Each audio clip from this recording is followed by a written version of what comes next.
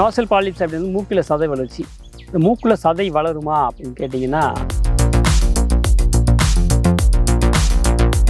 தலையில் நீர் கோர்த்தல் அப்படிங்கிற பிரச்சனை நீண்ட நாட்களாக இருக்கக்கூடிய நபர்களுக்கு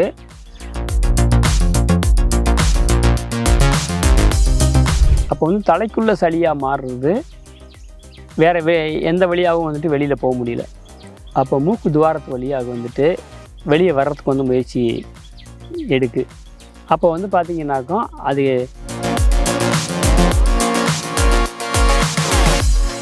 நல்லா இறுகி கெட்டித்தன்மை அடைந்து ரப்பர் மாதிரி ஒரு நிலைக்கு வந்துடுது. அது அப்படியே மூக்கு துவாரத்து வழியாக வெளியே வர ஆரம்பிக்குது.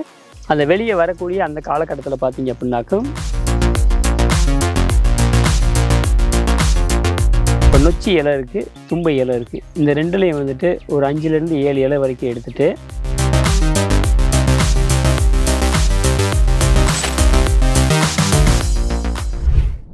தினமும் எங்களுடைய ஹெல்த் டிப்ஸ் உங்களுக்கு வேணும்னா கீழே டிஸ்பிளேல இருக்கிற நம்பர், அதாவது 9626233344 அந்த நம்பருக்கு உங்களுடைய பேரும் உங்களுடைய மொபைல் நம்பரும் டைப் பண்ணி எங்களுக்கு வாட்ஸ்அப் பண்ணுங்கள்.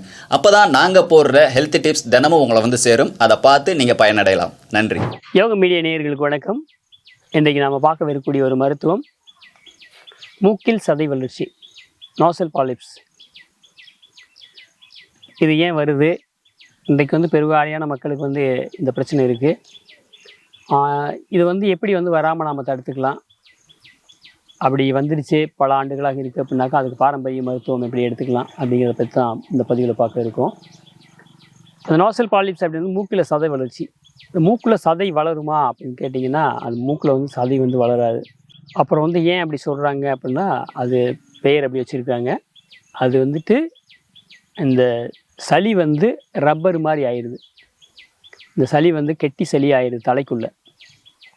இப்போ நாம் தொடர்ந்து இது இந்த இது தலையில் நீர் கோர்த்தல் அப்படிங்கிற பிரச்சனை நீண்ட நாட்களாக இருக்கக்கூடிய நபர்களுக்கு அந்த நீர் கெட்டித்தன்மை அடையுது. அப்போ தலைக்குள்ளே சளியாக மாறிடுது. அப்போ தலைக்குள்ளே சளியாக மாறுறது, வேறு எந்த வழியாகவும் வெளியில் போக முடியல. அப்போ மூக்கு துவாரத்து வழியாக வெளியே வர்றதுக்கு முயற்சி எடுக்கு. அப்போ பார்த்திங்கனாக்கா அது நல்லா இறுகி கெட்டித்தன்மை அடைந்து ரப்பர் மாதிரி ஒரு நிலைக்கு வந்துடுது. அது அப்படியே மூக்கு துவாரத்து வழியாக வெளியே வர ஆரம்பிக்குது. அந்த வெளியே வரக்கூடிய அந்த காலகட்டத்தில் பார்த்திங்க அப்படின்னாக்கும் மூக்கு ஒரு சிலருக்கு வளைய ஆரம்பிக்கும். ஒரு சில நபர்களுக்கு மூக்கில் அடைப்பு ஏற்பட்டு அவங்க பேசக்கூடிய பேச்சில் தெளிவு இல்லாமல் இருக்கும். மூச்சு வாங்கிறதுக்கு சிரமமாக இருக்கும். அப்போ இந்த பிரச்சனைகள் தொடர்ந்து நீடிக்கும்போது அது பெரிய கஷ்டமாக இருக்குது. அதன் பிறகு இப்போ மாற்றுமுறை மருத்துவத்தில் போய் அறுவை சிகிச்சைகள் சில நபர்கள் செஞ்சுக்கிறாங்க. அந்த அறுவை சிகிச்சைகள் செய்த பின்னாடியும் திரும்ப ஓரிரு மாதங்கள் அல்லது ஒரு 6 மாதம் அல்லது ஒரு ஆண்டுக்குள்ளே மீண்டும் அதே சதை வளர்ச்சி அப்படின்னு சொல்லிட்டு திரும்பவும் சிலர் அறுவை சிகிச்சைகள் செஞ்சுக்கிறாங்க.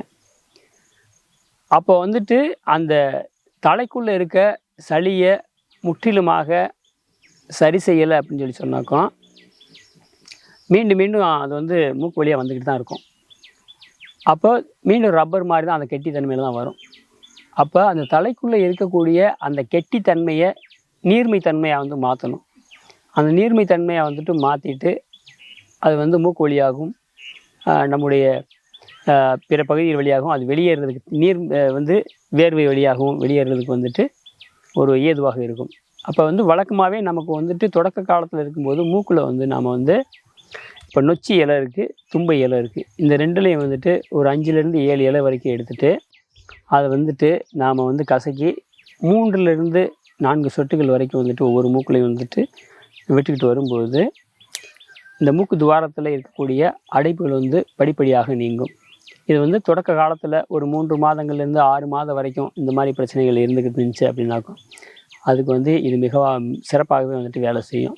அதனையும் தாண்டி ஆண்டு கணக்கில் இருக்குது அப்படின்னு சொல்லும்போது அதுக்காக பாரம்பரிய மருத்துவத்தை எடுத்துக்கொள்ளும்போது அதிகபட்சமாக 2 மாதங்களில் கட்டாயமாக முழுமையாக சரி செய்யப்பட்டுரும்.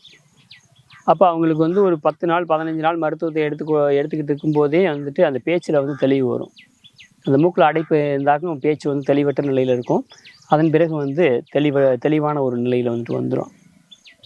இப்போ நாமும் அதுக்காக வந்து மருத்துவத்தை கொடுக்குறோம். அது வந்து உங்களுக்கு வந்து 3 நாள்லேருந்து 5 நாள் வரைக்கும் வந்து புற மருத்துவமும், அதிகபட்சமாக 2 மாதங்களுக்கான உள் மருந்தை வந்துட்டு கொடுத்து அந்த பிரச்சனையில் வந்து முழுமையாக வந்துட்டு சரி செஞ்சிட முடியும்.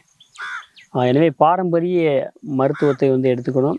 நாம் இந்த மாதிரி வந்துட்டு நாசல் பாலிப்ஸ் வரைக்கும் போகிற அளவுக்கு வந்துட்டு தலைக்குள்ளே நீரை வந்து தொடர்ந்து வந்து கோர்த்திருக்கும்படி வச்சிருக்கிறத விட்டுட்டு, அது எப்போ வந்து தலையில் நீராக கோர்க்க ஆரம்பிக்குதோ அப்போவே வந்துட்டு அதை சரி செஞ்சதுக்கான ஒரு முயற்சியை எடுத்துட்டாகும். அது உள்ளுக்குள்ளே வந்து கெட்டியான சளியாக மாறி நமக்கு வந்து தொந்தரவு கொடுக்காது. எனவே இதை உணர்ந்து வந்துட்டு அந்த மாதிரியான ஒரு நிலை தொடக்க நிலையில் வரும்போதே அதை சரி செய்து கொள்ள வேண்டும். அப்படி செஞ்சுட்டாக்கும் நமக்கு பிரச்சனைகள் குறைவாக இருக்கும். மீண்டும் இது போன்றது ஒரு நல்ல பதிவோடு சந்திக்கிறோம். நன்றி, வணக்கம்.